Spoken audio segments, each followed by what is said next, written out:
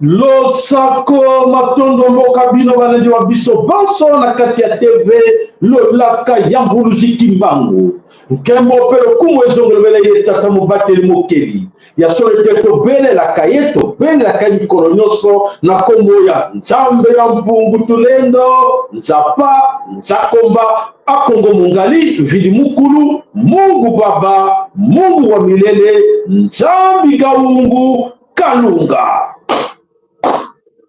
matondo na kombo ya mbuluzi kimbangu da ntungunwa matondo na kombo ya monakipa mvita ndona ya solo tobosana te matondo na kombo ya bankoko na biso banso oya solo basalaki na nzambe totikala koyeba bango te toyeba histoire na bango te mais bayele biso histoire ya Saint Pierre Saint Matthieu Saint mais basaint wana eza basaint te ezali nde badiabo oyo bayele biso basaint badiabo. Mes chers amis, croyez-moi bakosa biso te bazalaki basaint babandi bacriminel oyo basala mabe na epoke wana bango nde bazopresente biso nde basaint na biso ya biso basala mabe moko na mokili te. La conquête babitumba biloko nyonso oyo toviva na kati na mokili à l'origine nango ezali l'homme blanc. Tout ce qu'on a vécu, tout ce qu'on vit jusqu'à présent sur cette terre, c'est l'homme blanc qui est à l'origine. Il y a ba tuerie, il y a ba massacre. Nous ce qui est mauvais. Mais nos grands-parents, on va leur dire que ça va être un ndoki. Bakenda kobundisa mboka moko te. Ba poussant jamais notre pays d'aller attaquer notre pays. Jamais. Luka idée que nous avons arraché cette terre-là parce qu'il y a trop de richesses là-bas. Nous allons aller là pour arracher leur pétrole ou arracher leurs ordinateurs ou arracher quoi que ce soit. Jamais. Dans l'histoire de l'homme sur cette terre, ça n'a jamais existé quelque part. Yo lobi ke te yo ndima ba senwana la kisanga ke loba ke no ba finga ki koko na yo ndoki la kisanga wapi koko na yo a engagé qui quelques groupes de gens d'aller dans un autre pays, aller faire n'importe quoi dans ces pays-là, saboter les autres, faire tout ce que pour ça là, et ça la maté. Banda l'époque, 1400, 1500, 400 ans, et Babil Bamoula nyonso wana, tobe ko le Canada y a poisson. Et tant il y a poisson, c'est un mensonge. Et mensonge, on a créé Kiango et ça Mundele. Mundele a créé mensonge, Mundele a créé religion, Mundele a créé l'église, Arebo Sambelaka. Pour Nanani, pour aider ma belle à Saraka Bisso, te venger la beauté. Mais la loi des talions, dans mon Kobaloba, œil pour œil, dent pour dent. Tobo Sanakangote, mes chers amis. Oh, ma conseil mission, non. Il savait qu'un jour, ça, on va arriver là où nous sommes aujourd'hui. Parce que non, ne remettez pas le mal au mal. Quand vous tapez ici, remettez encore. Quand vous tapez ici, donnez sur l'autre jour. Et c'est là qu'il faut. Et c'est là qu'il faut. Mes chers amis, bolanda nyonso a passage nyonso oba ngoba loba oba koma oba sala okomona ki y avait une grande mafia na kati wana pona koza morale la bino ba faiblir bino ba comme ça bino ba faible devant bango to beleli yango aliénation mentale ba aliéna beaucoup surtout les gens qui se croient intellectuels. Ah non, moi je suis intellectuel, j'ai des diplômes. Quel diplôme en quoi? Qu'est-ce que tu as fait depuis que tu l'as dit? Qu'est-ce que tu as inventé? Diplôme en quoi? Tu fais quoi? Rien. Aliénation. Matondo na bino toyaka na momuke ya kopesa bino pote nyonso topesa bino, c'est pas pour vous seulement, c'est pour vos enfants aussi. Il est important que la génération future va capter quelque chose que il faut être prudent pour que banko qu'on a biso mingi bakosa ki bango. Bah, parce que 8 siècles, 800, plus de 800 années, il y a mensonge, il y a démagogie, il y a le Kouta dans le Kouta, il y a ma crime, non sur le monde. 8 siècles, il y a ma crime. Crime, il y a civilisation, crime, il y a oh, non sur le yoga, il y a ma crime. Non sur. Esclavagisme, il y a crime. Balongo la bino na culture na bino est un crime. Autant que nous pèse à moment indépendance comment est un crime. Mes chers amis, vous comprenez que la sabana na bino tous en angélé bako sabiso de société. Matondo mboka bino. Toko tarabusindo matondo na ba like na bino matondo na ba care na bino matondo na ba partage na bino. Il est important que chacun de nous allie ba azawapi azokokene wapi. Et qu'est-ce qu'il va laisser à ses enfants? Okomi sabana na oni oyo ozo yoka. Okomi sabana na oni oyo ozu comme éducation na kati na mokili. So otika la bana na yo éducation ya vol, il y a ba détournement de fonds, il y a ba nini tout ça escroquerie et ça malheur pour na yo pour été au comprendre na yo rien. Voilà, mes chers amis, les Katangais ont refusé toutes les propositions de Félix Antoine Tshilombo. Waouh! Les Katangais ont allé plus loin en insultant Félix Antoine Tshilombo. Qu'est-ce qui s'est passé dans Katina Katanga? Félix est allé dans Katina voyage dans Katina Katanga. On y a le qui a accueilli pour la poétique mais corréler la situation, mais beaucoup plus. Programme qui beaucoup plus poété à coup dans la face à face na Hippolyte Kanambe à Jésus Kabila comme hier je vous ai dit. Alors bango baza ko sala ni na yenaka Hippolyte Kanambe problème la bango ezali ke bakutana na nani na Kikwete azali ex-président ya Tanzanie oyo aleka na Tanzanie président on a sage. Alors yende parmi les présidents on nous sommes assurés que l'accord on va céder qui Félix pouvoir et puis il va tout dit va président va être témoin il y a passation à pouvoir et le président on a nous le nom Félix a coincé avant le cas si comment sur la politique Kanambe n'engagé à permettre encore transition pouvoir il y a Kabila pouvoir il y a Batuti et quelle humiliation. Alors il faut que Aluka sage il y a politique qui a beaucoup aidé et Zali ex-président tanzanien on a combat Kikwete alors baza ko se fois kutana na katina Kolwezi na katina Kolwezi tope na katina wa ferme ya Hippolyte Kanambe Hippolyte Kanambe akima Kinshasa na kimisa Félix Hippolyte Kinshasa ezali batu ya Félix on va kimisa avec coordination ya Félix benga na Kabila na katina Kinshasa Kabila moya comme na kinga katezate il a peur. Alors Félix yemo peut comme on a comme une colo yé a comme ko bagape moya vanda sur place zate Kinshasa comme des bololo. Alors mes chers amis vous constatez votre talent bien Félix mais au moins avec au Kima alors Kima à mon Kinshasa comme des bololo nani la grosse main de qui de Volusi Kembangu oh les autres dingue bête mbata alors moi keba egogo akubaka egogo ya Volusi Kembangu egogo ya nzambe ampungutolelo po etasali mabe mingi abomi bana Congo asatangisi makila mingi. Alors nzambe pardonne tete trop c'est trop il faut abeter egogo po egogo wana Félix akomoko banga aza komona na butu azo rêve azo comprendre te na ye na Hippolyte Kanambe bakomi kobanga bokomi kobanga moi bavanda esika moko eza te bakomi bapigeon voyageur comme ça moi bavanda esika moko eza te soki balukaki ki bokonzi soki ya solo na kati na mokili ke okokoma mokonzi po ete na 4 ans on a 5 ans on a 10 ans et après toute ta vie on s'est humilié toute ta famille.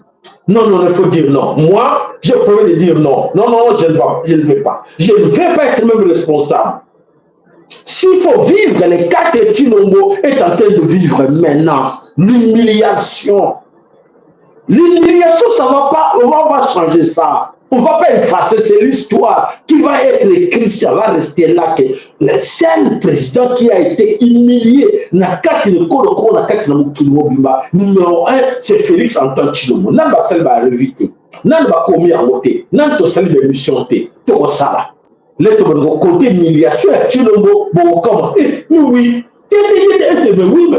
c'est lui.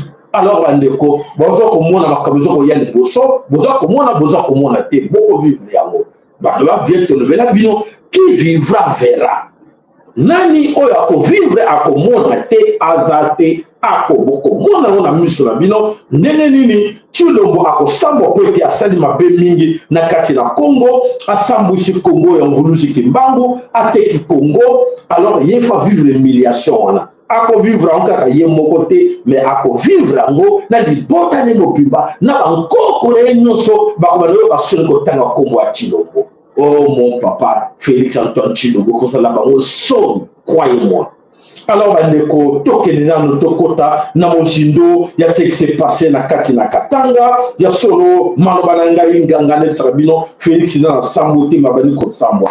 Makamono Soto, le Baki Lobby, Lelo, Tobaniko Monango. Alors, on commence à comprendre que Tshilombo, soit il est maudit, soit on ne comprend rien. Comment se fait-il qu'il a promis partout, comme on l'a vu le passé, il a promis sans réaliser.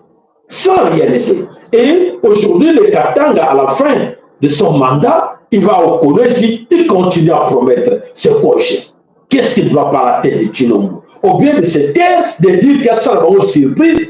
Si c'était moi à sa place, c'est une surprise. Bah, mon changement. Ah oui, tu comme la porte yango. Ah, qu'on a Allemagne yango comme quoi, oui, tu moins peu là, Allemagne comme la carte la Kinshasa ou la carte la Kolwezi. Mais promesse encore. Promesse encore. Et voilà, bah la carte la Kolwezi, bah jeune Balobi, bah refuser, arrête avec tes promesses. Garde ça, va donner ça à Nyankero. Donne les promesses là à Nyankero. Va donner les promesses là à Gisèle Mpela. Va donner les promesses à Gisèle Mpela. Voilà, Gisèle Mpela va te croire. Mais nous, les peuples du Congo, nous les bénis du Congo, nous voulons plier tes promesses là. Et comme il y a Ngaye, il y a population et bouillie promesse. Félix est passé dans Katina Kasumbalesa. Alors, Bolanda, Kakasumbalesa, qu'est-ce qui s'est passé dans Katina Kasumbalesa?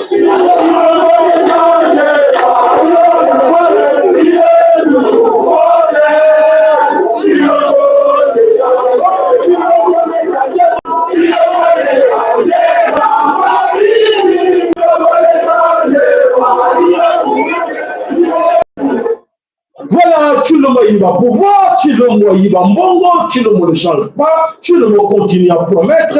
Alors, Tshilombo a promis quoi? Alors, aleki na Kasumbalesa echeke momobulu na bakanda wana bakimi bangono so mamasta na ye, baleba ke ni wabake na kati na mboka Sakania.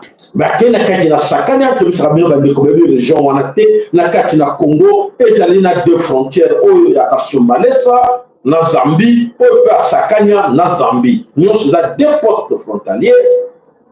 Oyo esengeli bato bakota babima basalaki misala kuna esengelaki akende pe a inauguré misala wana ake kuna ya solo ba image za ebele ya kolakisa bino ya solo ke akei kuna bato bazeli akei nuitama bato bavandi balali bapungi ti balembi ake nuitama po tuka komi kobanga moya tambola na katikati na moyi ezate. Alors Tshilombo ake kuna en bref toyokana no alobi nini na Kolwezi.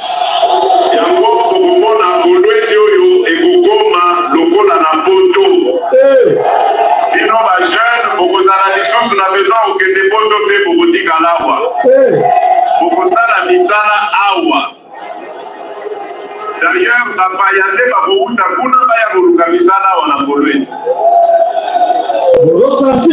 Yango wana napesi mama Fifi Longonia ndenge alandi vision na ngai bude kozoka ezali ya kosalela peuple yango naza na mingi ya koloba te. Voilà mes chers amis, Tshilombo na kati na Kolwezi. Voilà message na ye bato babunde na kati na Kolwezi ya koyeba ke ya solo basatandaki te ke Tshilombo ye moko asatandaki te. D'abord, yango wana okomona na mikolo ekoya bambula ekoya okozala na mboka kitoko oyo ya Kolwezi. Po tosololi na baminie nyonso, toyesi bango boye makambo mabe nyonso okozalaki liboso tokangi miso. Kasi boyeba ke banda sikoyo na bokonzi oyo ya ngai babengi na peuple Faci Beton, na kotelemela likambo oyo ya gagnant-gagnant. Boye na mboka na biso bokuti biso toza na ba richesse, me toyebi ndenge ya koexploite yango te. Bino boye na mbongo na bino, biso na ba richesse na biso epai, tosangani, tokreye ba emploi, tokreye richesse, biso tosepeli, bino mpe bosepeli. Boye voilà, partenariat ezalaka ndenge wana. Alors naza na esengo ya komona ke aminie batosi makambo oyo toyokanaki, me esili nano te. Tozali kolandela moke toyeba soki bango nyonso bazongi na bulongo. Franchement, mes chers amis, c'est ridicule. C'est ridicule que quelqu'un qui est resté 4-5 ans au pouvoir peut tenir de tels meetings, de tels propos. À ça les 4 ans, à ça les 5 ans, il n'avait pas un programme. Et arrivé à la fin, pour flatter les Congolais, alors il était comme un programme, il y a gagnant, na pouvoir, il y a Faci Beton. Chilombo, mais pour analyser, chers amis, tous les bateaux, tous les communes, les bossons, vraiment. Est-ce que le message, Chilombo, à l'autre qui on a monté, à Koloba, tous ils ont préparé qu'il y a monté, à éviter ni à promettre, à le rabattre. Comme il aime bien promettre, voilà comment ridicule au salier la carte d'année. Il y a le week-end, Ayaki n'a pouvoir, Ayaki a changé Congo. Pour Ayaki le bosso, avec le Comona, n'est pas comme un marché de l'année, pas la carte pour le Congo. Et ton moni, tu le vois, il a pouvoir, abali meka, abali meka, ameki la Oimabe, ameki la Omabe. Ba multinational, ba oyo nyonso ba ya ko exploiter Congo. Est-ce que tu le vois, il est bango de l'eau? L'era keleki na bango na Genève, akutanaki na bango kuna. Yebaki le bakutaki na bango, bayokanaki basala nini na Congo. Po ayoki ke, okuna na Mali, bakuko transformer ba batterie na bango lithium, na ba recette na minéraux na bango ya Mali. Lobi wingi, ngai pe na yokani gagnant, ba richesse na ngai. C'est ridicule. C'est ridicule. Quand Félix veut copier, c'est que Ibrahim Traoré, les Maliens, les autres, dans le bloc, il y a un copier en gros dans le Zoba. Parce qu'elle ne peut pas comprendre qu'il a coincé là-dedans. Il est coincé parce que le Congo, ce n'est pas lui qui gère. C'est ça le problème qu'il arrive. Il promet, mais il ne sait pas qu'est-ce qu'il promet. Minerai à Congo, ils allaient gérer dans la Tunisie. Hippolyte Ganambe et toute la bande et les autres occidentaux multinationales vont gérer le minerai à Congo. Il y a des étiquettes, il y a des commission. Il y a des qui étaient minerai à Bissau, on a décidé, on a mis la béton. 5 ans après, en fin du mandat, qui va te croire, Chilombo? Qui va te croire, Chilombo, dans la bêtise à Ndingo? Toloba.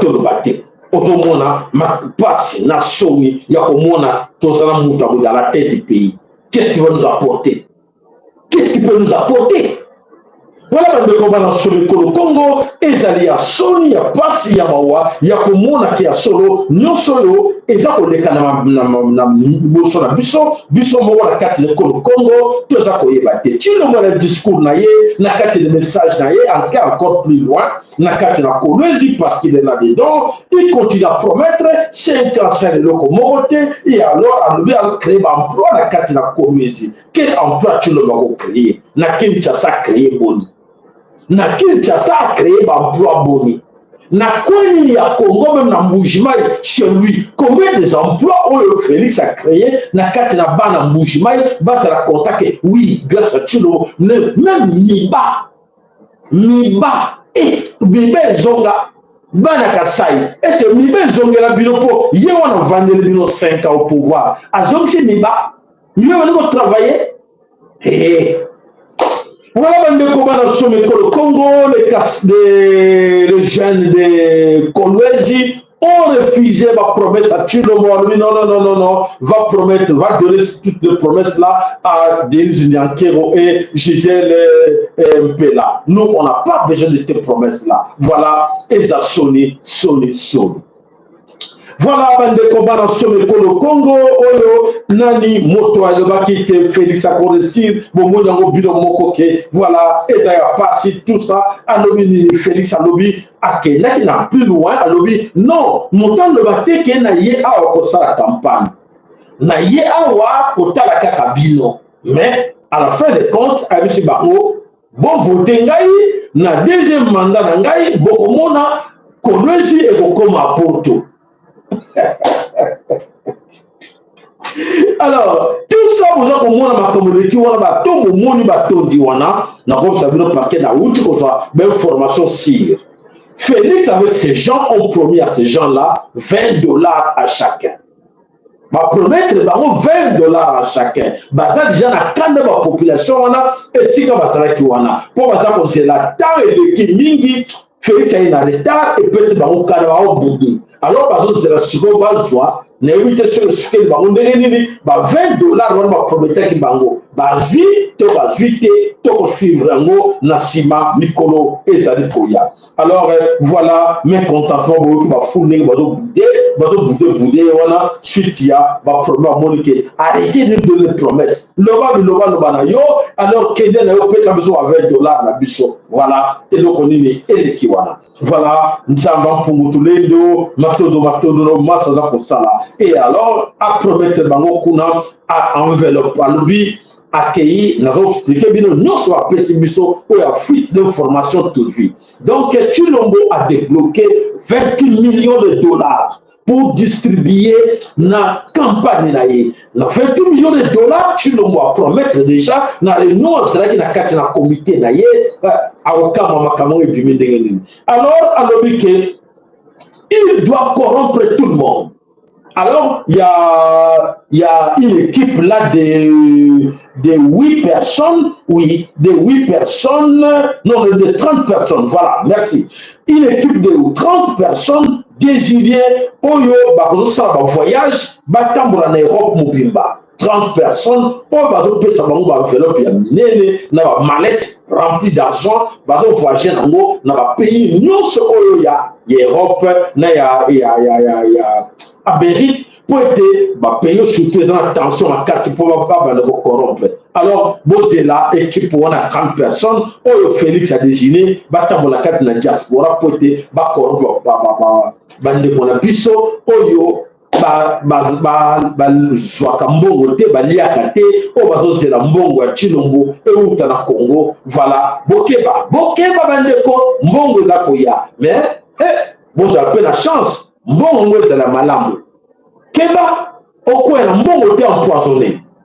Na lobel bino, oh, papa sala, a levé la bisoté. Boki nano, fuite bimi nan te, ngana bimi c'est le binango. Ben formé là 30 personnes, destination Europe, États-Unis d'Amérique, pour aller corrompre. Corrompre qui et quel argent? Argent poisonné ou argent normal? Alors, Tokotala Nini, Ekoya, Wana Nakati. Voilà. Nous sommes ezali dirigeant qui na kati na dada aimé oyo na kati maire ya Sankania oui ya Sankania yende moto basaki na kati ba réunion wana nyonso basali réunion eleki malamu a promettre bango azo tia paquet l'argent va contribuable congolais la place pour être na Katanga na 4 coins ya Congo 28 millions de dollars oyo pour Congo bima na campagne na yi à celle-ci jabato na va se préparer déjà. Donc voilà, programme na union sur APC Kuna. Voilà, ben de combat dans le Congo, solo ke maso mazako le kanakati le Congo na dossier wana ya Félix Antoine Tshilombo ya solo la kanti bo comprendre woke ezako yinde la ye mais pas na ye moko azako ye baté loko nini ezako ye la ye pour na ye azana encore trop sûr de lui que oui ezako ke bien batu na ye ba ko ke votre ah Tshilombo c'est l'argent perdu, c'est l'argent perdu Tshilombo, ça ne sert à rien, ça ne sert à rien. On perd le mbongo na yo pour rien. Bato wana bakolia yo mbongo pour rien. Na yo déjà yeba karoke on perd no mbongo ya bon c'est l'argent perdu hein. Tu peux dépenser comme tu veux mais tu vas rien gagner dans cette histoire là. Malheur na yo ou comprendre na yo rien. Alors, tolanda siko actualité la besoin de meseni tozongela nanu ndenge tosalaka na actualité na biso comme ça to mekabo sunga bandeko oyo basala kati na bobungi o basa ko bate to comme na area verso et la verso et la vérité ba vérité nyonso eza kobima. Allez voilà. Jésus n'aime aucun Chinois, car non seulement on trouve très peu d'églises en Chine, mais les autorités chinoises ont fait démolir plusieurs d'entre elles. Elles continuent d'ailleurs à poursuivre les démolitions d'églises. Pourtant, cela n'a pas empêché la Chine de se développer jusqu'à dominer l'économie mondiale. La Finlande a l'économie la plus stable dans le monde aujourd'hui. Il y a moins de 20 églises en Finlande. La Suisse a la seconde économie la plus stable dans le monde entier. Toute la Suisse compte moins de 30 églises. Le Danemark est la troisième économie la plus stable au monde. Il y a environ 23 églises au Danemark.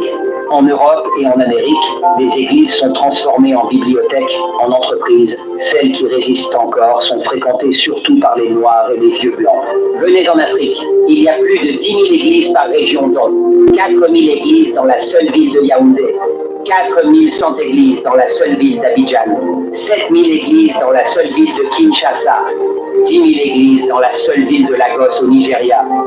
En Afrique, nous avons plus d'églises que les écoles et hôpitaux combinés. En Afrique, nous avons plus de pasteurs que de médecins. En Afrique, tout le monde est né de nouveau. Tout le monde est couvert du sang de Jésus. Tout le monde envoie le feu de Jésus. Tout le monde est couvert par l'Esprit Saint. En Afrique, Jésus est même devenu le mari de toutes les femmes célibataires, selon elle. Cependant, aucune de ces prétentions ne reflète l'élévation morale que nous espérons dans la société africaine. Nous, les Africains, sommes parmi les plus paresseux, les plus trompeurs, les plus corrompus, les plus hypocrites, les plus haineux, avec les hommes les plus infidèles de la planète, avec tout notre Jésus et l'Esprit Saint. Voilà, message est bien passé, il y a solo bandeko. C'est vrai, nana kolobake ndeko musali oya pesi eza lokuta, je pense que vous comprenez que eza vérité oyo biso nyonso todinga koyoka yango te, mais eza la vérité oyo ndenge nini tokoma na situation tokomi yango lelo po ete toyebi koyeba la vérité mosusu toyebi yango tozo koyeba yango toboyi même koyoka vérité yango eza ya pasi ya solo po ete mbaka ebele kati na biso baza na kati na mobungi ya koyeba te nzela oyo pene ya solo ya nzambe eza wapi. Alors na kati na mobungi biso nyonso toza na kati de perdement total toyebi te où mettre les pieds. Alors bandeko, c'est à vous maintenant de comprendre aussi que situation oyo eza koya na kati na monde ezo bouger biso mpe to bouger ensemble avec ce monde surtout quand c'est que monde ezo bouger seulement pour les autres et biso toza eza tour na biso le kokite mes chers amis bamingi na kati na biso tokolela po ete ya solo ntango efweni ntango toza koloba ke ntango efweni ezosenga ke moko na biso mpe à marcher ensemble avec ce temps oyo ke espoir ezali ke tokomi na ntango ya verso ntango la vérité. Vous avez la vérité devant vous et c'est à vous de comprendre que non oyo nyonso bayelaki bino ya lokuta bolongola basala caractère wana bolongola mentalité wana nyonso bayelaki bino ya lokuta po ete tosala malamu mpona bana na biso lobi soki tozoyoka te e tozokoteka ke non oui tomesala biso ndenge wana te bon na kati na biso mingi tokobana kotiaka kolelaka po ete tozokanisaka solution eza yango wana oyo batide oyo ya kala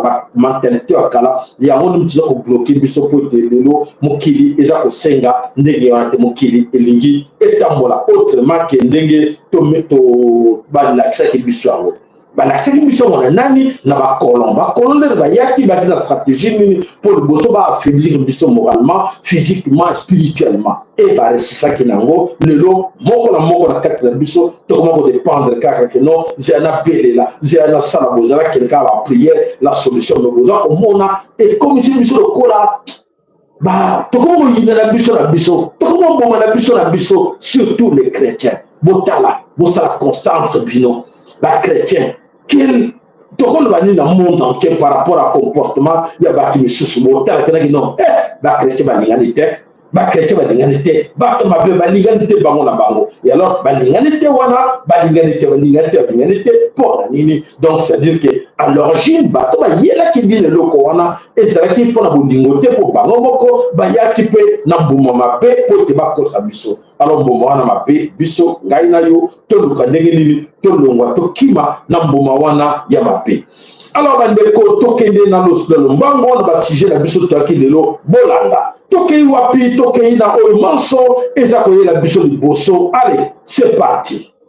Docteur Mukwege Aganani. Alors toluka toye. La notion du genre de la célébration.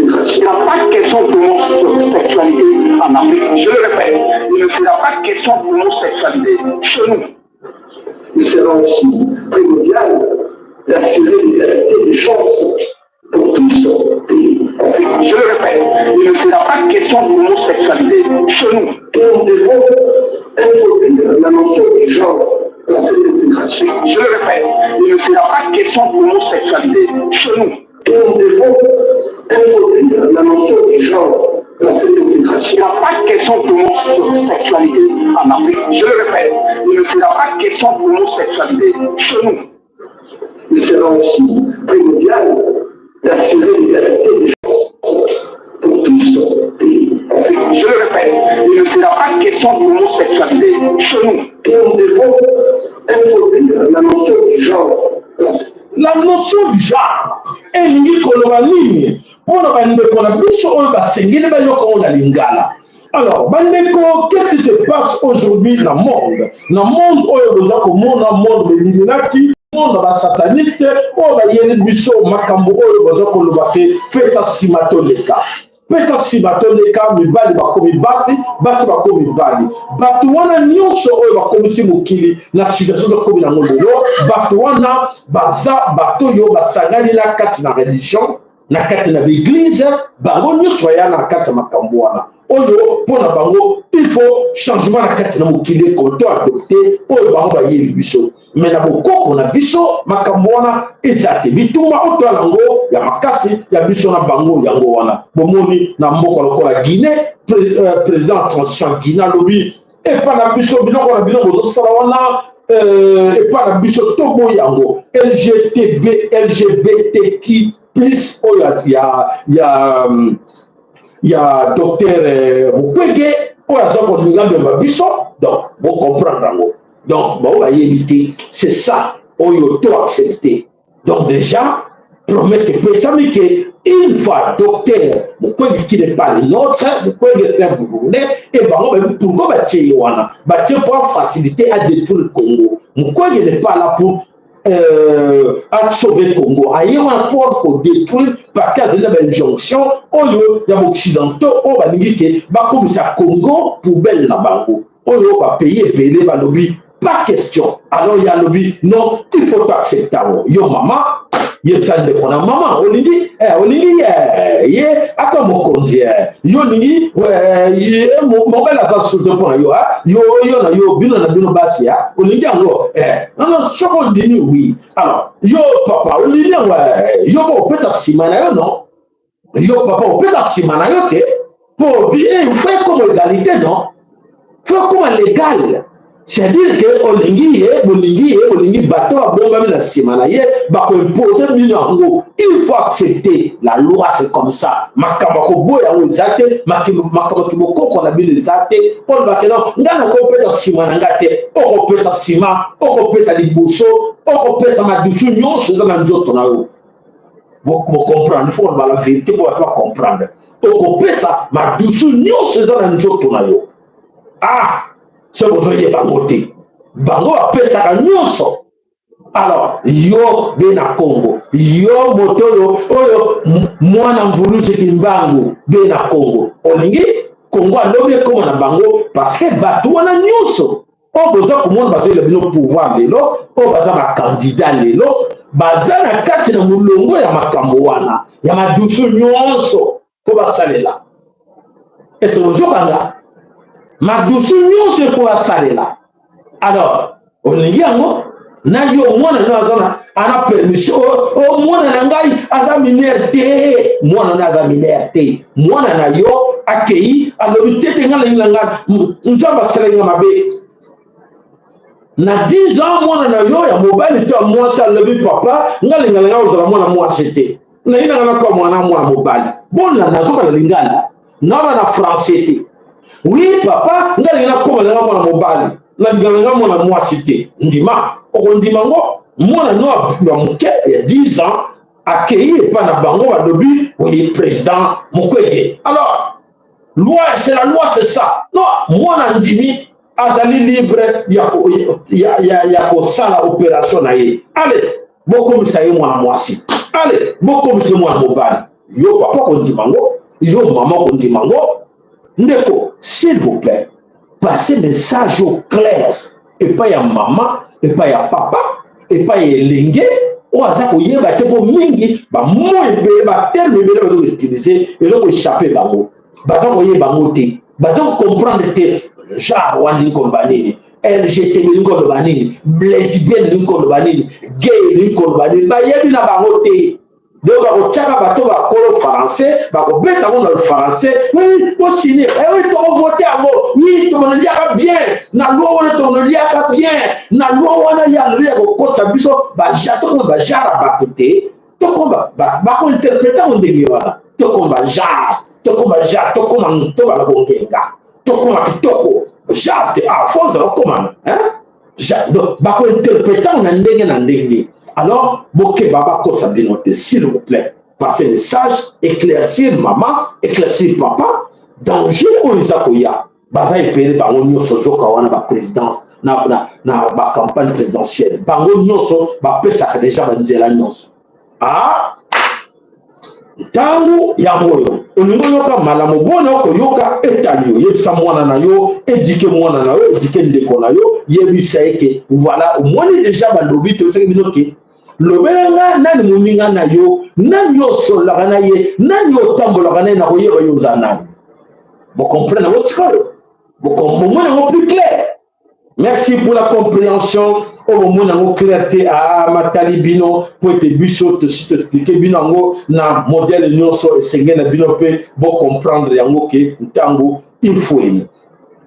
Alors bandeko bana sobe ko le Congo to kulukana to kende na kati na makaboza ko leka na kati na Congo pour te Congo ezali ko ningana na ba ko nyonso bato ebele baza ko yeba te ba o nyonso ba yeli buso na biso ke ba candidat ba ko kena ba élection toke wana to lobeli docteur Mukwege ba so le ko non biso e bon bino nani yo ya bino nani ato yo kana na bino. Retenez ce que je dis aujourd'hui. Allez-y, peut-être que ça va changer. Fayulu ne dépose pas sa candidature pour être candidat. Il ne dépose pas sa candidature pour être candidat. C'est pour être qui? Fayulu dépose sa candidature pour accompagner un autre candidat. Président de la République. Donc il pourra désister, à Tikeli Motomosusu. Fayulu dépose sa candidature pour, j'ai dit candidature marchande, pour lui permettre de négocier avec Mukwege, qui est le candidat de la communauté internationale. Ça, c'est une autre accusation. Voilà. Mukwege est candidat de la communauté internationale. Mukwege est candidat de la communauté internationale. Le pouvoir de Félix Tshisekedi fait face à la communauté internationale. Très bien, vous l'avez compris. Donc, il fallait décider sur le pouvoir de la communauté internationale. Ils savent que Mukwege n'a pas d'ancrage sociologique. Comme Mukwege n'a pas d'ancrage sociologique, il faut aller convaincre Martin Fayulu de déposer sa candidature. Même s'il avait demandé à un candidat à député national, on va utiliser les députés à Mukwege. Mais Fayulu, qui a un peu d'ancrage sociologique, il faut accompagner Mukwege pendant la campagne à Sabato, à côté de Mukwege. C'est ça le deal. je dis, la candidature de Martin Fayulu, c'est une candidature marchande. C'est une candidature de négociation politique qui permet à Fayulu d'accompagner un candidat qui est le choix de la communauté internationale, le choix de la France. C'est mon oui. Voilà. Voilà, mes chers amis,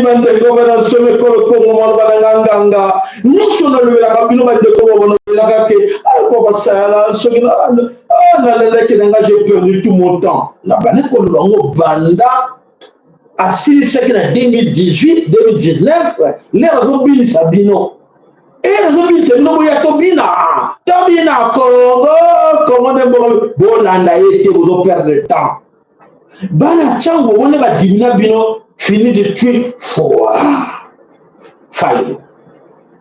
Bon, on va dire à Sarabino, la mouka ma belle, ici de ma belle, ça ne va pas coller avec mon jito, nous sommes en confusion, vous nous dites que mango, va frappe. Au moins, si on va comme, et si on va comme, et bon, bien, on veut comme thème. Beaucoup là. Madame Congo, beaucoup là. Déjà, vous avez là déjà. Vous voyez, pour aller, comme ça, même avant la dernière minute, dès qu'on a vu ce yo, on s'en va choisir, vous en choisir d'ailleurs. Ne quoi ça qu'on va qu'on a le week non, pourquoi il y a un candidat à la communauté européenne et à la communauté occidentale et on Félix candidat et on tue le mot parce qu'elles ont le droit n'a pas tuer le mot. Tu le mot 4 ans, 5 ans à pays, à Salioni, à Salioni pour les années candidats à bidon, à créer un plan na Congo, à Sali na Congo, bah on n'y a papa, bah oiseau a même mbadi, bah foufou a même mbadi, bah oiseau a même plumage, ne sera bidon tout le temps. Oh on ça c'est pour une tête qui est en Genève. Où est-ce qui est en Genève? Non, je retire ma signature, le coup ma stratégie à l'indélé, ma kabola qui va au sala. Donc, tu me l'as kingate, vous avez wapi. Toke wapi. Ah, bana mama Congo, kangola meso, zivola meso, ezala ya malamu, sinote, eko zala pasi mingi, na kati na bino poete, mingi na kati na bino baza ya bobungi. Baza bobungi poete, baza koyeba te, eloko nini oyo, eza koyela bango liboso, baza kaka kulanda, bobongulu, eko zala pasi mingi, poete bongulu, eza sutango ya bobongulu te, to komi na tango ya verso, vérité en face na bino. Soko zoko yeba koluka vérité te ekozala pasi mpona yo ndeko mobali ndeko mwasi toyoka nanu epai na bango moko bataliban. Comment bataliban bazopense na kati na bango ya koyoka oyo eza koleka liboso toyoka bango banobele. Toujours aussi ce forum, il nous disait que il n'y aura pas de zones tampons, qu'il n'existera jamais de zones interdites aux FARDC. Quand le forum. Ah oui. Ils nous ont confirmé sur ce forum aussi que non, le M23 va se retirer pour être cantonné quelque part à Sabine, mais je sais pas où. Mais aujourd'hui, je vous pose la question. Nani a pas administré Bounangana? Tunataka watu wanaodefanda grupu huyo. Lelo nani aza administre Bounangana? Ruchuru, Kichanga, Kibumba, Kiwanja. C'est l'armée ougandaise. Et puis dans cette zone, on nous attend Yawa. On tourne à Batouana. Mon ennemi va utiliser la carte de zone. Ce n'est pas de la manipulation. Que les gouvernements congolais semblent connaître, au titre de Batouana, qu'on a RTNC là-bas. La presse indépendante, la population d'une manière indépendante. Mon ennemi va utiliser. Ceux qui vont voir le pays qui m'y attend, on l'a dit, parce que tout le monde. Ah, bon, le bâté. Mais kolemba wana okeba parce que tokoki koresolve biloko mosusu. Pose attention. Unalala Ruchuru, Kichanga, Kibumba, Kiwanja, eza na maboka ba Uganda. École de Tshisekedi, Wamulumba. Je dénonce ici que 3/4 des notaires de Nord Kivu, Sud Kivu ont été corrompus tous. Arrivé à Kamere, dans le gouvernement actuel, ce n'est pas une chose à hasard. Ils ont un rôle à jouer. Ils ont un grand rôle à jouer. Kamere, c'est l'œil. Il y a ma partie nous sommes au Mobile Bakani, la compte, il y a Rwanda.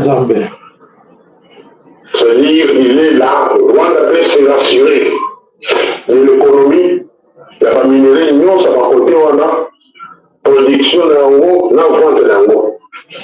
Parce que Kamere, il est là. Rwanda peut se rassurer. Et il est sûr que nous poursuivons la Rwanda.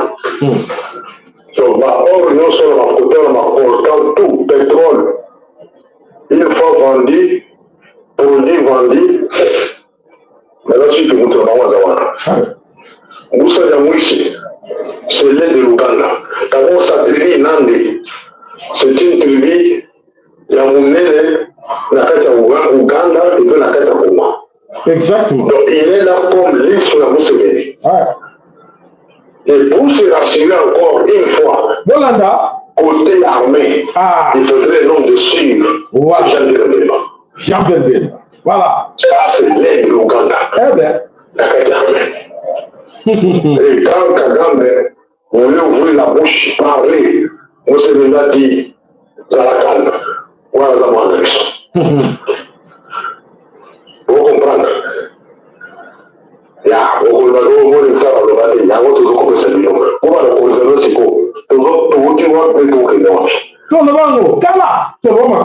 rendez-vous compte que camarade Félix au pouvoir, leader de au pouvoir, mais il n'a pas le droit de contrôler le ministère de la Défense.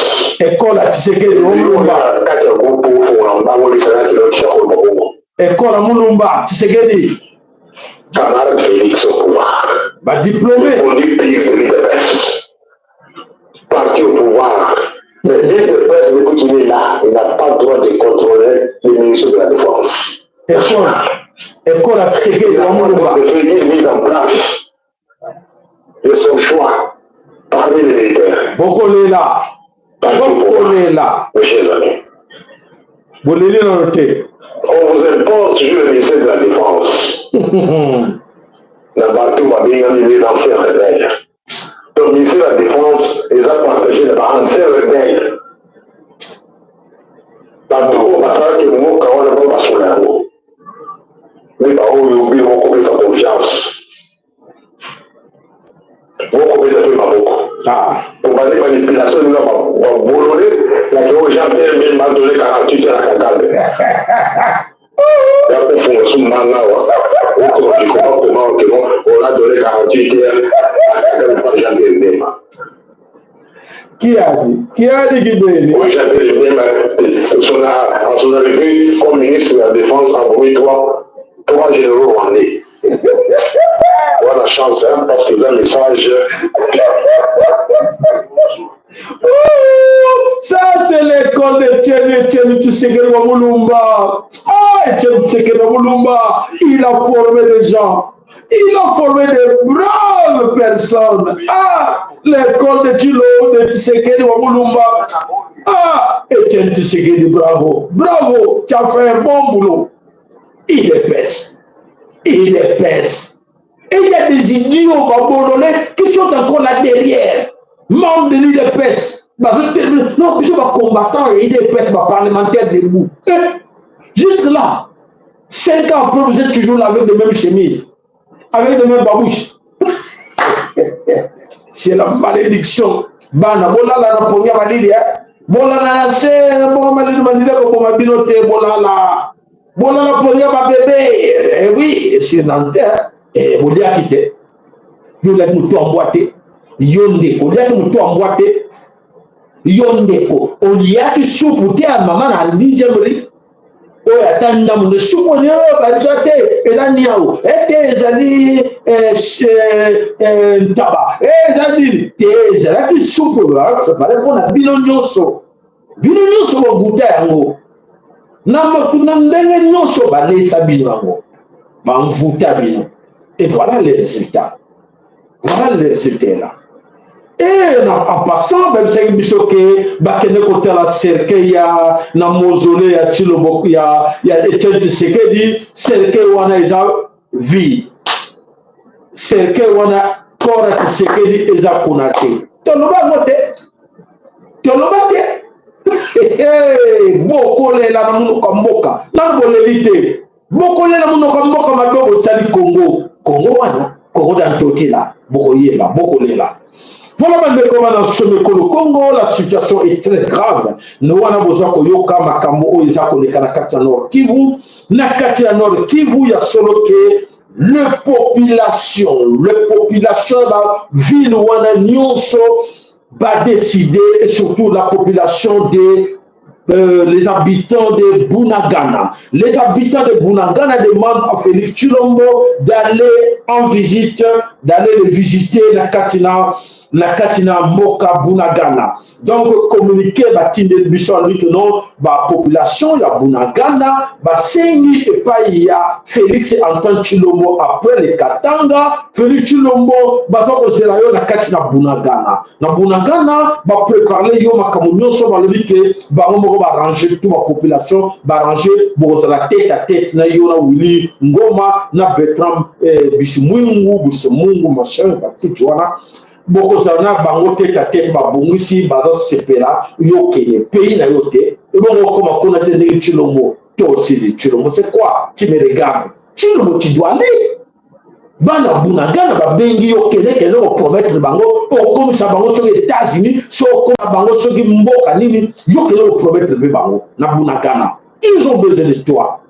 Voilà, communiqué, le rendez-vous est déjà fixé pour le 25 octobre. Félix Ozali entendu na Katina Mboka Bunagana le 25 octobre 2023. Voilà ma population à Bunagana, voilà pour ça na yo, pour que basolo na yo pour bazo mona créaté, bazo baté bazawa, bana pays. Keno assurer bango ke yo za mo continue bango garant. Kendo assuré bango babongise liyo tapis rouge kende na Bunagana. Les amis qui sont tout autour de Félix Antoine Tshilombo, bon passer ces messages de la Tshilombo ke bazo zele la carte na Bunagana, ba population kuna ba lobi a kende. Bazo zelaye.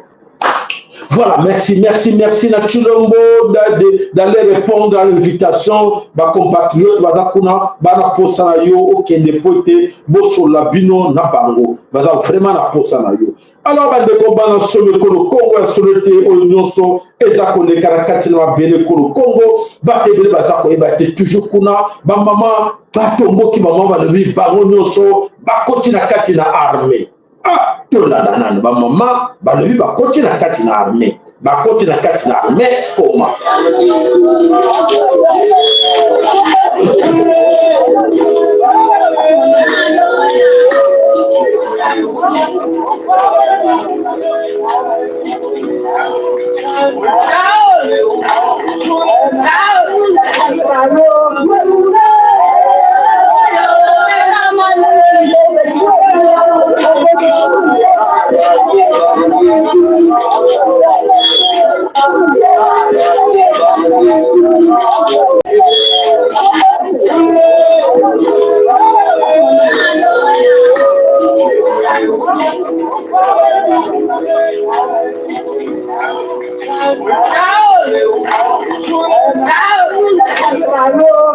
Voilà, ma maman va tomber qui va jouer Nduki, ma jeune fille, ma maman, nous sommes à Tigibana, nous sommes dans le Congo, à l'habité, à Kebana, le Congo, Bazate. Baron, nous sommes à déterminer la Sima Nduki, il faut pas qu'il y ait des Kobunda, Bitumba. Voilà, Baké la carte de champ de bataille. Voilà, tu as vu soldat, tu as formation en Israël, t'es papa. Tu nous as montré, tout le monde est à Kinshasa. Beaucoup de balao, commando, toujours commando, bala Kinshasa, bon grand quitté. Bala Kinshasa, bon grand quitté. Voilà, Vati béton, ba commando ya solo bangoyo, tout le monde contre la bango ti Rwanda. Bokete, bokote Rwanda te. Ba commando ba kewapi. Et c'est binoni, ba ba tuti Rwandais. Et c'est bino, bota ba kangay ba se camoufler, ba tuti Rwandais. Boyo kengate. Les basa marche na bango. Ce sont des tuti Rwandais. Ba wana ba congolais te. Pour ba ke nord qui voter. Pour ba ke sud qui voter. Donc la question. Voilà le combat sur le Congo. Et d'ailleurs, pas si n'a pas la situation autant vue la carte du Congo. Batte pélé, bazako batte. Baton de la like na bino. Ma like na bino dans la poste nango. Tant que au moins la like na bino solo. Ils ont senga pina qui non. Tous la peine sengoke. Bande ko bazako seke la musala. Tous sal la bango. Tous sengi na bino ma like na sengi na bino. Baker na bino. Matondo na like. Matondo baker na bino. Et ça sera un grand plaisir à komona. Na tango bozo laké. Na tango bozo tchaba baker wana. Ça nous fait un grand plaisir. Tout ça vous sala pona intérêt à bisogno que chacun de nous aille baper tout bout de la Congo ensemble.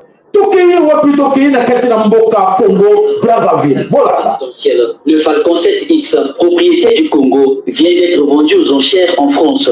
Un acte qui contrarie le gouvernement congolais, qui n'a pas hésité de manifester son mécontentement. En effet, le ministre Jean-Claude Gakosso, ministre des Affaires étrangères de notre pays, a reçu Mme Bodoni, ambassadrice de France au Congo, pour lui faire du gouvernement congolais à l'encontre de ce qui s'est passé il y a quelques heures, c'est-à-dire la vente aux enchères par les autorités judiciaires françaises de l'avion présidentiel congolais, donc un avion appartenant à la République du Congo, servant d'avion de commandement du président de la République, portant les armoiries du Congo, le drapeau national, et tout cela n'a pas empêché le juge français de procéder à la saisie puis à la vente aux enchères de cet avion qui a d'ailleurs été bradé à une somme n'équivalant même pas à sa valeur.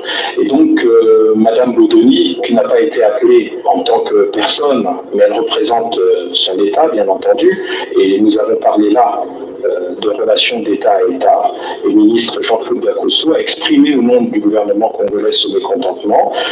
Il lui a par exemple signifié que dans la coutume internationale, dans toutes les conventions qui ont été signées par les États dans le monde, il y a un principe, c'est l'immunité des biens qui appartiennent de manière souveraine aux États. Par exemple, une ambassade qui se situe dans un pays étranger ne peut pas être saisie. Par exemple, en principe, un compte bancaire appartenant à une ambassade à l'étranger ne peut être saisi. De même, par extension, un avion appartenant à l'État congolais mis à la disposition du président et exclusivement à sa disposition ne peut pas être saisi et encore moins vendu. La République du Congo utilisera tous les moyens de droit parce que la procédure n'est pas terminée, les procédures sont encore en cours pour obtenir que le juge finisse par dire le droit et nous espérons obtenir gain de cause à tous les niveaux où cette affaire sera portée. Nous avons rappelé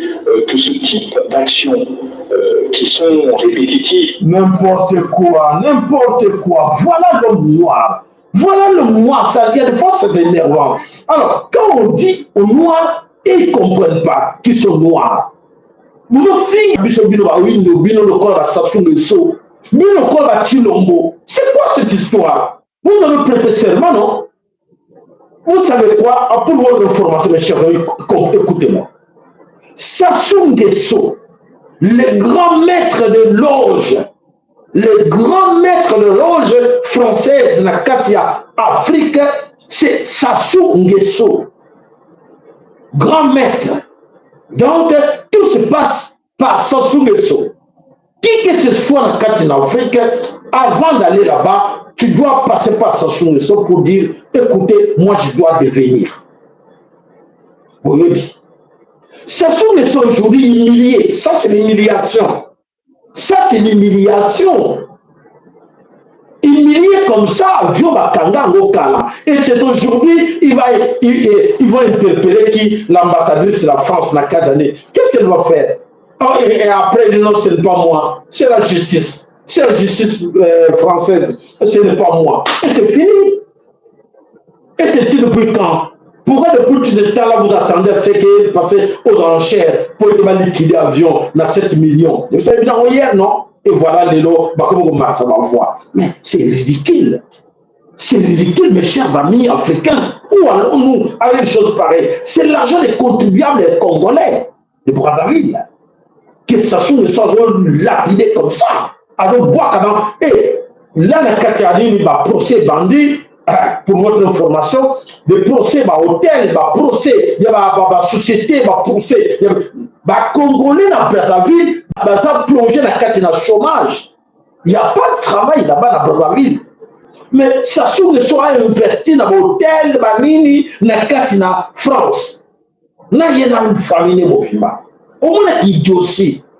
Qui dossier noir. Tout ce que Mobutu a vécu, tout ce que Mobutu a vécu, et pas dans Bango. Ça ne leur dit rien. Non, nous c'est non, mais bon, moi je suis grand maître, hein? Moi je suis grand maître, il faut passer là-bas. Je jure, défendre l'intérêt de la France. Ah bon? Et la France, qu'est-ce qu'elle dit? Les juges là sont de votre obédience, non? Ces juges-là qui ont vendu votre avion-là, ils ne sont pas de votre obédience. Dans les loges, ils ne sont pas là-dedans. Vous allez dire quoi? Ils ne sont pas là-dedans? Vous avez compris, mes chers amis, comment ces gens-là, là où ils nous amènent? Vos dirigeants africains, là où ils nous amènent maintenant, vous avez compris, l'humiliation pour l'Afrique. Est-ce que vous pouvez faire ça? Vous, les Congolais de Brazzaville, beaucoup de ça, on a vu en français. Beaucoup de ça, on a même le Congo qui sort quelque part. Beaucoup de ça, que non, et non, en français, donc, quand il y a un total, donc, quand il y a un taxe, vous faites la taxe n'importe quoi. Ça, les bolés, les tata, les bimba. Batela bambi batonsa bambi ne lungi alba question intellectuelle n'importe quoi. C'est énervant, c'est énervant des choses comme ça. Congola bando comme ça vous allez souffrir. Ni comment yo même ça ce qui plus de 30 millions et que dans avion wana na jet wana le ba liquider on a 7 millions. Bah, liquider on a 7 millions, c'est parti, c'est fini. Voilà pour se camoufler, parce qu'elle était dans les réseaux sociaux, il dit et elle va devoir camoufler que non, l'ambassadrice vient, explique-nous un peu. C'est n'importe quoi. Oh, c'est triste, mes chers amis. Bandeko, tout ça a un problème. Tu as un problème dans l'autorité, soi-disant, l'autorité africaine. Nous avons un sérieux problème. Il y a beaucoup comme Madame Ouazate parmi tout ce monde-là. Ils sont tous des méchants. Voilà, Bandeko, soli. Alors, Bandeko, balance le Congo, et dans l'entretemps, je vous dis, je vous confirme que ce monde bouge. Mokili, ils ont bougé. La grande confusion, ils ont régné dans le monde entier. Bon, que la grande confusion, ils ont régné dans le monde entier.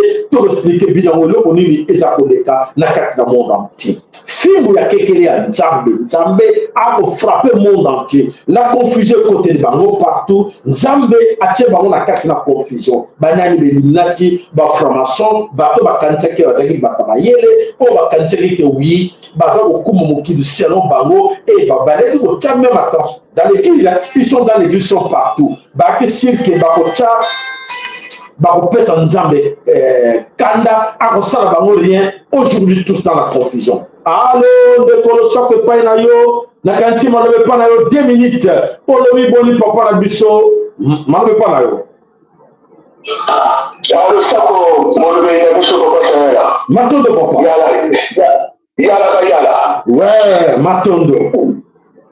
Na ina intervenir ya ko ko na ko ya ko ozoro bana. Oui. Et avec la mode, donc tout ça pour ça, tous les points, la tête de la maçonnerie, à ça là, c'est pas que ma couille à ma salie. Il y a de la tour comme on peut dire, ah, c'est que là-bas. Bah, peut-être ticket à grand-mère de l'Afrique, représentant en Afrique, les alliés. Mais à niveau, il y a 33 kuna, à quoi commater, bah, salité, bah, moins salité, à quoi commater, salité, à comment, kuna, bah, conseiller. Bakosaka bango que que yo représentant la mission en Afrique, yo ne me ça va quoi ça bango. Merci. Voilà, à quel niveau c'est pas le groupe que vous avez la Ramadani, mais le groupe que vous avez tout exactement. Ouais. Matondo papa ya solo te to yebi bango malamu bomoni ke génération ya biso ba kokosa biso te po ete to yebi bango très bien comment ça fonctionne ces histoires là. Donc c'est à dire que bato yo ba grand loge wana les ba sala ka ba stratégie moko pour na ba ko ça va dipe ba président africain. Donc pour na ba le ba kuta bi tala ba salité wana to ça ba on a kati na sur le secret na biso. Donc, ça va secret dans le c'est comme non, c'est toi le président, c'est toi notre représentant en Afrique, et c'est toi, tout doit passer par toi. Mais, ma grand secret, il y a l'unité, il y a le côté, il y a le côté. Il y a un lobby, tout ce qui va, il y a la grand maître. Bon, bah, t'es caption, il y a grand maître. Hein? Sonia, au moins humiliation, c'est grave. Alors, bande qu'on a bicho solo théo nous sommes dans au monde na kati na Afrique na kati na mokili et donc ça vraiment pas si mis ya komona que nous avons des gens soi-disant au balba que ba kota ba keles batanga mais ba komona que vraiment bazali la sapena que bazali niveau trop pour ne pas comprendre qui est cet homme blanc et ma technique de homme blanc à l'homme mabiso pour le lot comme humilier na niveau ya boye le busa bana ba yela ke papa na biso ba kosa ke biso ba yela ke biso ke boui to ke na bango po baza ba camarade na biso to pisa ba confiance ba pesa ke bango to figure va faire le comoroté ba bololé passe. Voilà bandeko bana solo ko Congo ya solo bandeko eza tango ke tant toujours ba bilo ba boye. Et que ça peut mater, il y a un bateau, nous sommes, que le Congo de demain, ou l'Afrique de demain, ou le monde de demain, il connaît des cibles de chapeauté, Ngalanabango, c'est Koki, et Sili. Alors, il est temps que chacun de nous aille que précaution, il y a qu'à éviter, que nous sommes dans l'époque, il y a un bateau, nous sommes, et c'est répété de sauter la Katina. Nakatina mokili. Alors c'est un biso toujours précaution en motoboya vraiment koyoka yango. Alors bandeko bana somme ko le Congo ya solo te manso to le blaki bidon le to le blaki bidon le konoso to bani ko mona bilembo nango oyo epandi ko kisama. Emmanuel Macron azalaki na katina tribune ya Nations Unies. Wana to côté na France. To tieli bino extrêmement ko batenu bayoka ki angote to tiela bino bolanda. Emmanuel Macron la tribune ya Nations Unies. Et alors, tout va revenir na bino toyeba aloba kinini to landé na bokeli nyofo. Emmanuel Macron la tribune ya Nations Unies. La Russie se dire prête à œuvrer à des coopérations nouvelles, à un ordre international nouveau, sans hégémonie. La belle affaire est sur quel principe? L'invasion du voisin? Le non-respect des frontières de celui qui ne me plaît pas? Quel est cet ordre? Qui est hégémonique aujourd'hui, si ce n'est la Russie? Que nous proposons, que nous vantons, quel rêve vantons sur la bonne foi de certains ici? Rien qui ne tienne longtemps. Parfois en faisant les gros yeux, parfois en hurlant, en vociférant, enfin, quelque chose qui est très très rare aux Nations Unies où en règle générale, les chefs d'État s'astreignent à une dignité. La troisième chose à dire de ce discours d'Emmanuel Macron, c'est que quand on regarde bien ce qu'il a dit, on est sidéré, absolument sidéré par le contenu totalement fallacieux et mensonger de ce qu'il dit, et par la dangerosité du personnage. Emmanuel Macron présente en effet l'affaire ukrainienne toujours de la même façon, selon le narratif occidental, comme si tout se passait très bien, et puis d'un seul coup, la Russie et Vladimir Poutine ont décidé d'intervenir dans un État souverain en essayant de mettre la main sur cet État pour ensuite prolonger la mise sous boisseau de la Pologne, de l'Allemagne, de la France. Voilà, mes chers amis,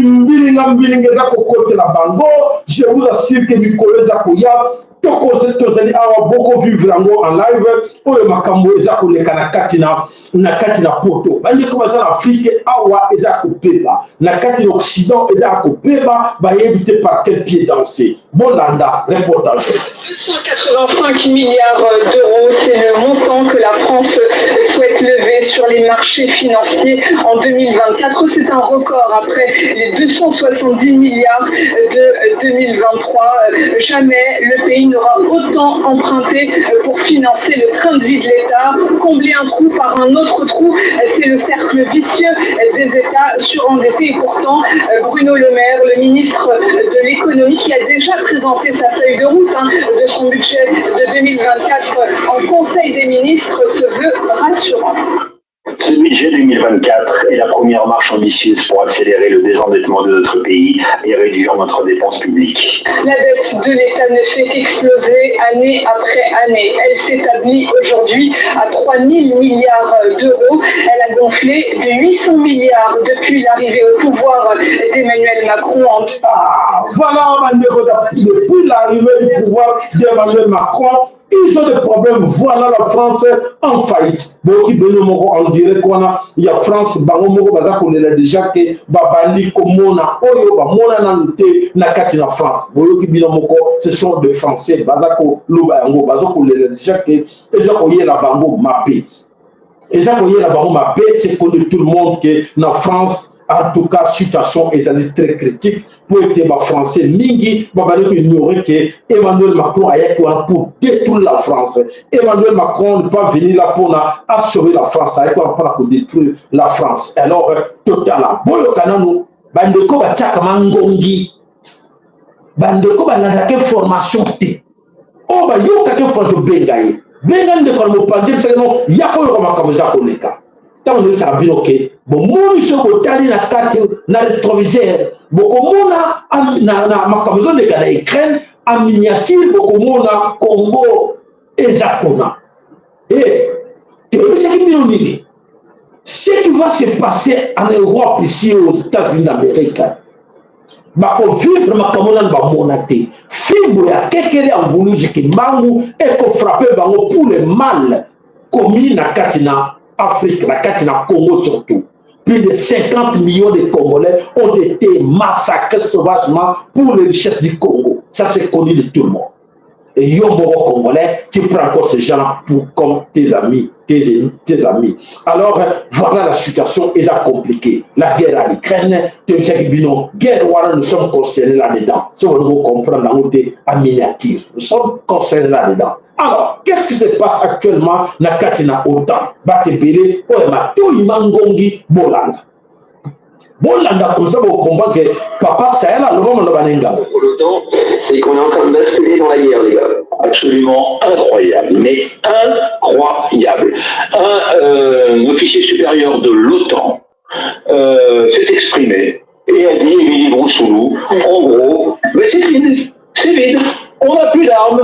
Nous, l'OTAN, voilà, cette force internationale qui fait frissonner de peur Poutine et les Russes, eh bien l'OTAN vous annonce officiellement, monsieur Poutine, que nous n'avons plus d'armes, que nos arsenaux sont vides et qu'il va falloir sérieusement relancer l'industrie américaine, française, anglaise, allemande, etc.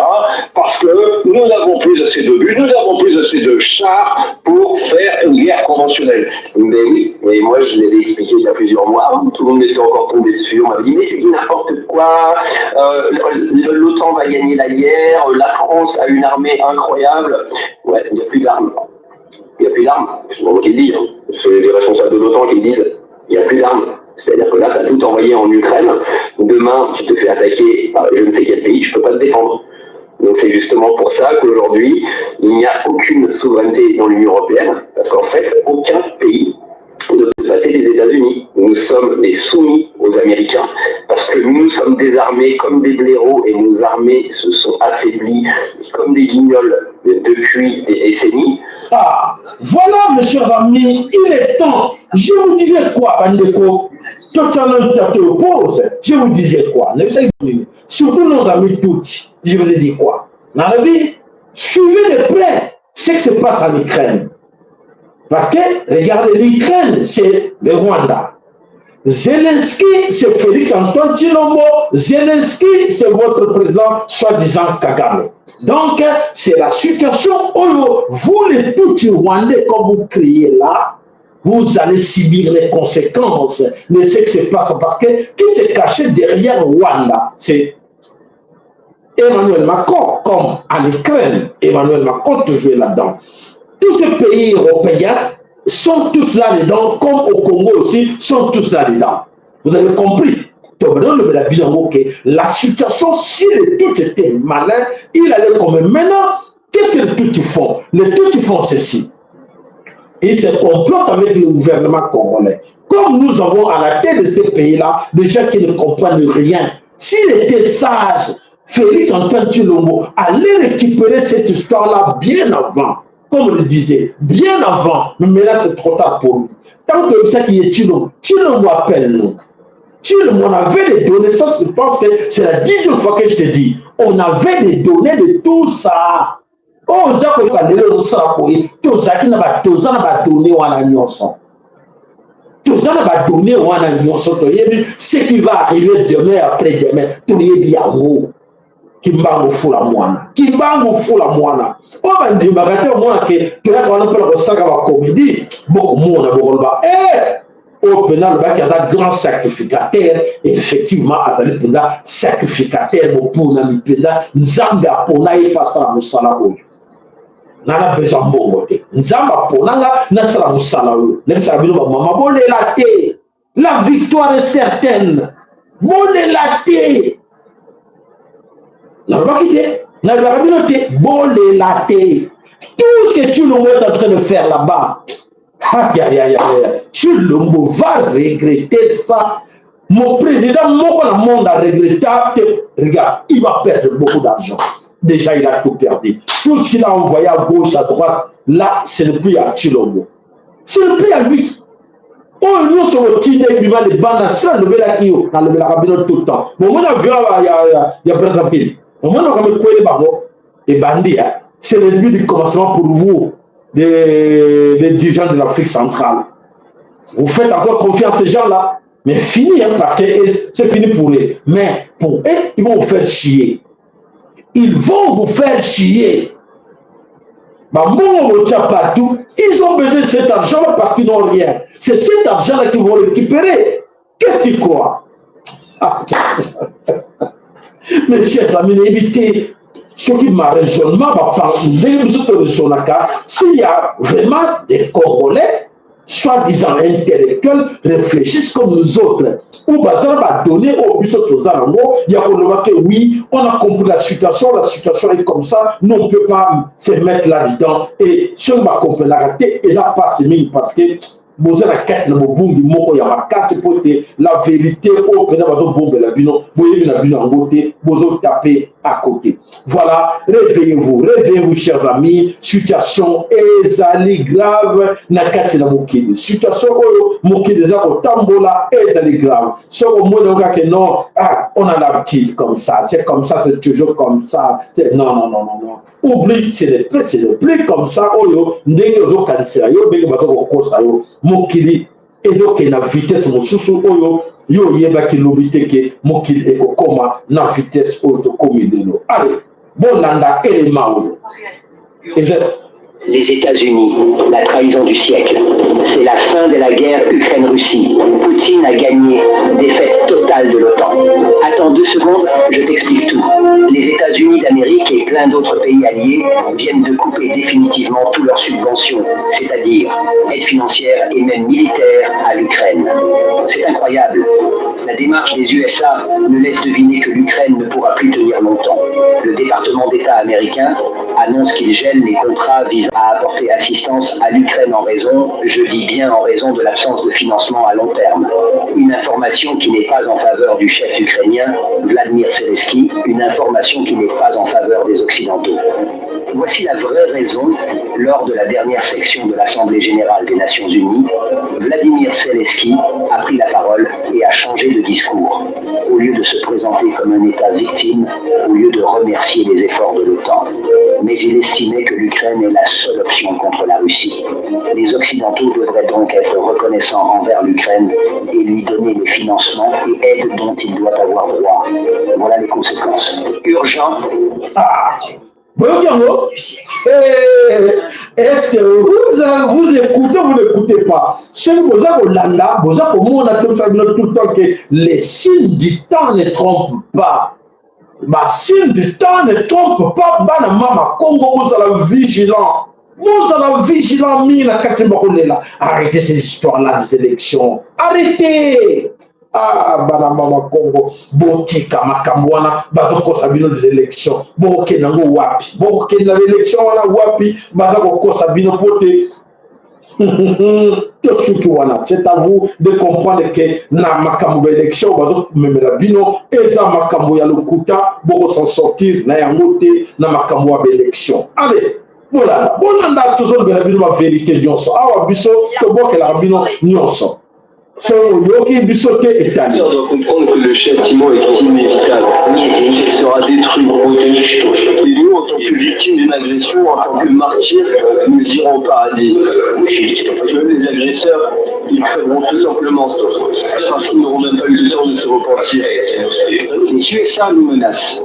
Ils déploient ces éléments de la défense antimissile non seulement en Alaska, mais aussi ici en Europe, en Roumanie, en Pologne, tout près de nos frontières.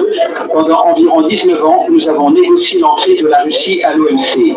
Nous avons dû faire énormément de concessions pour cela. Tout le temps, on a pensé qu'il s'agissait d'accords vraiment solides, inébranlables. Je ne veux pas dire qui a tort ou qui a raison dans ce conflit ukrainien. Je pense que c'est notre position qui est la bonne. Mais laissons ça de côté. J'en ai parlé déjà plusieurs fois et je pense que nos partenaires occidentaux ont tort en ce qui concerne la crise ukrainienne. Les règles du droit international ont été violées et les règles de la Charte des Nations Unies ont été violées lorsque des sanctions économiques illégitimes et unilatérales ont été infligées à la Russie. L'agresseur doit comprendre que le châtiment est inévitable. Ah, le châtiment, voilà, mes chers amis, il y a autre chose, il est temps de comprendre la réalité. Il y a Oyo et c'est qu'il y a l'émotion à Bissot. Bon, baza koye bate bazo transférer que mon kili zo okende na ndenge selon bango, mes chers amis, avec les gré pour être beaucoup récité pour être makamuza autrement. Bon, nanda élément moko to tcheli bino to préparer ki bino pour bien comprendre la situation réelle de ce qui se passe aujourd'hui. 100 000 km² de nouveaux territoires et la mer d'Azov entièrement russe. Il y a tout juste un an, la carte géopolitique de l'Europe de l'Est a changé. Les républiques populaires de Donetsk et de Lugansk, les régions de Kherson et de Zaporogie ont fait le choix de rejoindre la Russie. 365 jours plus tard, ces régions connaissent déjà un certain renouveau, mais le chemin de l'intégration reste encore long. Le sombre passé ukrainien de ces territoires a laissé des traces. Une industrie à bout de souffle, une économie à genoux, la pauvreté galopante, le chômage en os. Le bilan de la gouvernance ukrainienne dans le Donbass est peu réjouissant. La situation s'est aggravée encore plus en 2014 avec le déclenchement de l'opération militaire de Kiev contre la population du Donbass qui s'est soulevée contre la ligne anti-russe des nouvelles autorités. Rappelons que celles-ci sont arrivées au pouvoir à la suite d'un coup d'État. Depuis, le Donbass n'a connu presque aucune accalmie. Les bombardements et les échanges de tirs font désormais le quotidien de ses habitants. Pire encore, Kiev leur a imposé un blocus économique. Les retraites ne sont plus versées, les salaires non plus. Les régions de Kherson et de Zaporogie ont fait peu longtemps partie de l'Ukraine, mais leur sort ne vaut guère mieux. Infrastructure obsolète, salaire de misère, industrie quasiment inexistante. À ce qu'il paraît, la vie en Ukraine n'était pas au goût des habitants de cette région. On témoigne du référendum. Une écrasante majorité affirme avoir attendu ce moment depuis longtemps. Tout ira bien chez nous, tout sera parfait. Je tendais cela très fort que la Russie vienne et qu'elle soit avec nous. Depuis 2014, je regrette que la Russie ne nous ait pas pris en même temps que la Crimée.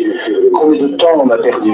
Ah, voilà, mes chers amis, vous avez bien compris l'histoire de l'Ukraine aujourd'hui. Je pense que Mingi va comprendre la situation de Nini, Nzambé a salé de l'eau, la situation est bouleversée. Et à solo que Oyo, l'Américain, ma côté qui connaît qui des ordres na katina nini, le ba comme qu'on regrettait pour que ma côté qui des ordres na katina région on a non sur l'Ukraine. Et le lot, nakanisi on en parle plus de cette histoire. Ba comme on clair, ba lui TTT, ba kosa qui biso. C'est le même cas au Kolana, Bunagana et d'autres territoires. Ne vous en faites pas. Voilà parce que Félix Antoine Tshilombo est encore là.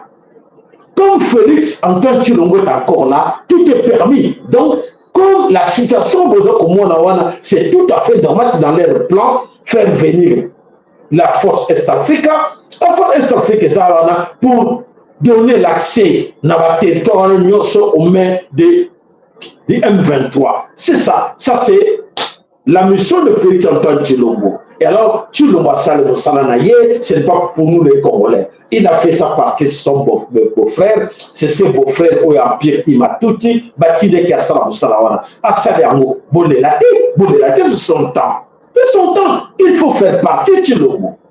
La solution, c'est pour faire partie de Tshilombo. Une fois Tshilombo n'est plus là, tout va tomber. Parce que soutien à Bango, on dit, je vous répète tout le temps, le soutien du M23, c'est Félix Antoine Tshilombo. Le soutien de l'Empire Imatuti, c'est Félix Antoine Tshilombo. Le soutien de tous et toutes de la région, c'est Félix Antoine Tshilombo. Vous voulez quoi? L'accorder encore un deuxième mandat, donc ça veut dire que Congo ne s'est cueilli. Parce qu'il est incapable de gérer le Congo. Il préfère céder ça. C'est trop grand pour lui. Il est limité. Comme le gars est limité, qu'est-ce qu'il va faire? Il faut céder notre parti parce qu'on lui dit non, non, c'est trop grand pour toi. Toi, tu es limité. Tu n'as pas ce niveau-là de tout gérer comme le Mobutu. Parce que Mobutu était complet. Mes chers amis, excusez-moi de vous le dire. Mobutu était complet. Mobutu était complet. C'était un homme. À la place qu'il fallait, Mobutu était complet. Mais tu ne le pas complet. Il est limité. Qu'est-ce qu'il va faire? Mais je vous dis la vérité. Il faut accepter cette vérité-là. Nous sommes à l'ère de version, il faut accepter cette vérité. Il est limité, il ne peut rien faire. C'est pour cela qu'il a cédé, parce que là, il n'a pas le temps. Voilà, on l'appelle d'aller à Bunagana. On demande à Félix, voilà, c'est le coin de ton pays, non? Pour toi, tu ne considères pas ces gens-là. Donc, ce sont des terroristes. Mais les terroristes sont pris chez toi pendant plus de 2 ans qu'on a. Qu'est-ce que tu vas nous dire? Que non, les terroristes, j'ai laissé. Quand tu cries que ce sont des terroristes, pour faire quoi? Pour demander à la communauté d'intervenir. Ah, mais tu joues avec qui? Est-ce qu'il y a dit que la communauté internationale a dit qui sont les M23, qui est Félix Antoine Tshilombo, qui sont la force qui est la force Est-Afrique, bah il y tout parce que Bango va manager. Alors, ne quoi ça va Congolais? Voilà l'objectif de Félix Antoine Tshilombo, tromper la vigilance des Congolais, faire voir aux Congolais que non, n'a pas récupéré Bunagana, c'est chez nous le Kouta, tant qu'il est là, jamais. Et vous, les complices, ma complice n'est comme Justin Bitankwira, complice à Tshilombo comme les Yakotumba, complice Nemi Moulania, complice Hippolyte Kanama Justin Kabila. Ma complice les millions Sowana, vous regrettez. Pourquoi vous êtes complice de Félix Antoine Tshilombo? Parce qu'on sait, on vous dénonce. On sait, on vous dit. Aujourd'hui, voilà. Les Ouazalais, nous allons nous mobiliser pour sauver le nord du pays. Pourquoi vous n'avez pas récupéré le Bunagana? Pourquoi? Et alors, arrêtez de jouer avec des petits comme ça. Arrête. Voilà comment on se met au Congo, la situation, comme je vous ai dit, l'actualité est compliquée et voilà la confusion et côté de Bango va payer tout. Par exemple, la confusion, je vous assure, aujourd'hui, la confusion entre les Occidentaux, les Américains et les Européens est aussi mal soutée, les Européens, les Américains contre les Européens entre Bango, Bazo, c'est auto-détruire. Alors, Pomi, comment on appelle ça, pays d'Abango, Ukraine, Bomi, Pandi, Nyoso, voilà, des autres de côté, perte, il y a des Européens, pour l'année, perte des Européens, parce que les Américains, induire les rêves, aujourd'hui, perdent tous. C'est la grande confusion. Pourquoi cette grande confusion? Écoutez-moi très bien. La grande confusion vient parce qu'ils ont fait du mal pendant 8 siècles en Afrique. Et c'est pour cela qu'ils vont payer. Ils vont finir par payer. La crise de la France, qui croyait que la France devait tomber en faillite? On le disait tout le temps, attention, arrêtez, changez votre système, changez la politique. Et Emmanuel Macron était trop sur lui parce qu'on le poussait par des grands. Et bon, allez-y. Où en sommes-nous? Voilà. Depuis que Emmanuel Macron est là, fight. C'est la faillite totale. Et alors, où il va fuir? Qu'est-ce qu'il va faire maintenant? Alors, malheureusement, les Français ont tous été piqués par les gros serpents. Alors, maintenant, au niveau là, vous comprenez, vous comprenez, venez un matin, parce que vous comprenez sur rien, parce que les Français n'allaient pas attendre d'arriver jusque-là. Là, ils sont arrivés aujourd'hui. Il allait être président depuis longtemps. Pourquoi ils ont entendu jusque-là qu'Emmanuel Macron a un deuxième mandat, va imposer Bangon de force le souffle, et aujourd'hui, la France est par terre. Ils vont dire quoi? Ils vont dire quoi après? Vous avez la réponse, vous avez des réponses. Voilà. Matondo, pour une bande de commence à soutenir la chaîne Nabiso, et bande de community basée information, pour te bailler bateau, tu vois, puis, tu sais, ok, et tant on est tous en lelo. On est souvent dans tu vois, sur l'obité, les gens comme vous assurent, Makambo, papa, le Koloba, à la résurrection, mon ponami, il y a voulu ce qu'il bango, mon ponami, ma qui pour Vicandona. Mon ponami a Zambia pour Mutolendo, Kembo ma bota la bino, ma tondo la boy bonso, ma mestra la bosso la chaîne la biso, ma tondo baba infatigable boyo, basali peke babiti ngana lembakate, bango pe bako lembate, nani wana, mbuta la biso MKN, mama la biso ana lusakweno, papa la biso Emmanuel Yeko, papa la biso Willy, na mama la biso Marie la Katina Dallas, tonton Lema na 4 États-Unis d'Amérique, nani wana papa na biso ndongala na mama na ngai joli, balemba kate pour le papa osala papa sala aza ko sala ana besoin pe ba songaye na musala za ko sala miso abi ngana lemba na sina cotiser petro o koza tro yo ka mikono yote tuzo sala ko tika yo koza tro ngapi na koza tro na internet na tika ba se en fait na cotiser te matondo na bino papa na biso Benjamin matondo pa ina yo matondo epai na baoyo banso ya solo bosala geste mpona kokanta chaine na biso nzambe apambola moko na bino boperda te me bolona nzambe aza na bomoi ayebi nyonso matondo ingeta ibobo